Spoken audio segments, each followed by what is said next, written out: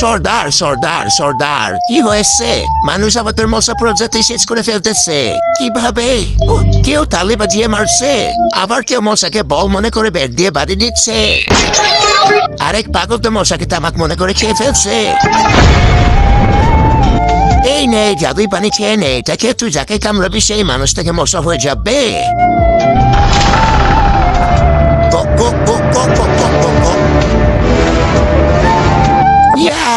এখন থেকে আমি কোনো মানুষকেই ছাড়বো না।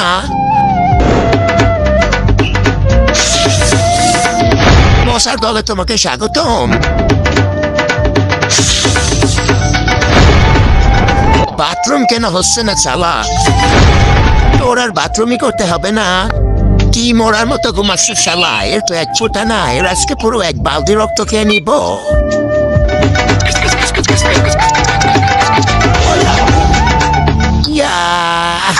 আরে জমলক, আমি এখানে কিভাবে আসলাম?